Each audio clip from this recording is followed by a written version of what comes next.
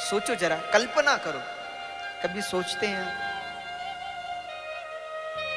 जीवन में जब मन कभी बहुत दुखी हो, बहुत परेशान हो, एक बात सुन लो आज, जीवन में कभी बहुत दुखी हो, बहुत परेशान हो, तो 3 जगह जाना। 3 जगह। कहां कहां? पहला, हॉस्पिटल में चले जाना,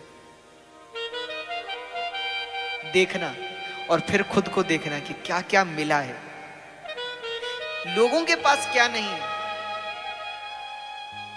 अभी कुछ समय पहले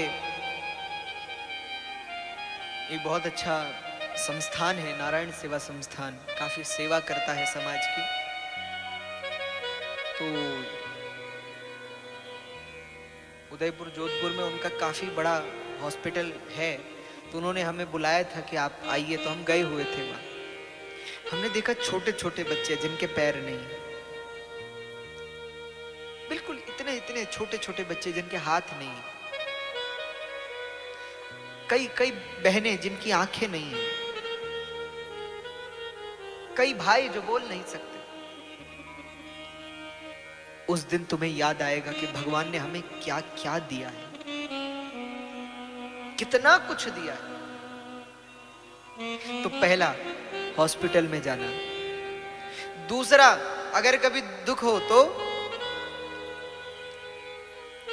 भगवान के मंदिर में चले जाना, उनके पास बैठे। और तीसरा, जब कभी, अच्छा ये 2 तो हैं दुखी के लिए, और कभी ज्यादा अभिमान आ जाए, हो जाता है ना, मैं महाराज, मैं तो ऐसा, मैं वैसा, मैं ये, मैं वो। जब तुम्हें लगे कभी कि दुख आया है, तो इन 2 जगह जाना। और जब लगे कि ज्यादा ज्यादा मैं हो गया है, अब तो ऐसा लगता है कि मैं ही हूं जो कुछ है, तो एक जगह है मैं को मिटाने की। कहां? शमशान। वहां चले जाना, और वहां जाकर के देखना कि कितने मैं कहने वाले चल रहे हैं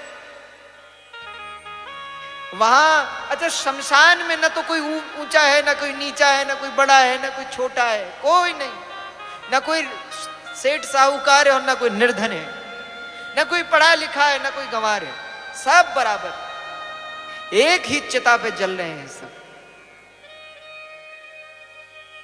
वहां जाओगे, हजारों धनवानों को सामने जलता हुआ पाओगे, बड़े बड़े मैं कहने वाले, किसी को पद का मत, किसी को धन का मत, किसी को शरीर का मत, मैं बलवान। महाराज, बड़े बड़े बलवान आग में जलते हुए दिखाई देंगे, तब अभिमान टूटेगा। तो दुख हो तो 2 जगह, एक मंदिर, एक हॉस्पिटल। और ज्यादा अभिमान हो तो शायद करो इस परिवार के लिए जो आपको मिला है। धन्यवाद करो कि भगवान ने हमें अपनी कथा सुनने का मौका दिया। धन्यवाद करो कि हम इस कथा में बैठे हैं, उनकी कथा सुन रहे हैं।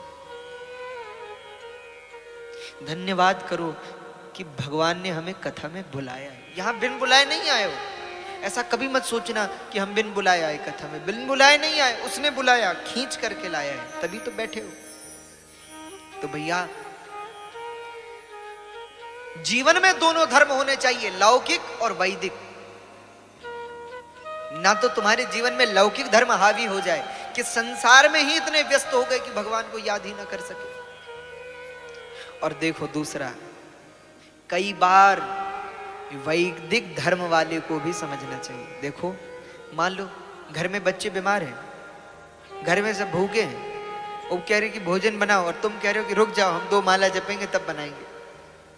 वहां तुम्हारा कर्तव्य क्या है? वहां तुम्हारा कर्तव्य है भोजन बनाकर बच्चों को खिलाना, माला बाद में कर लेना। तो दोनों धर्मों का समन्वित रूप ही संसार है। लेकिन ये शकट क्यों है? इसको असुर क्यों कहा? बोले, सकट पर न तो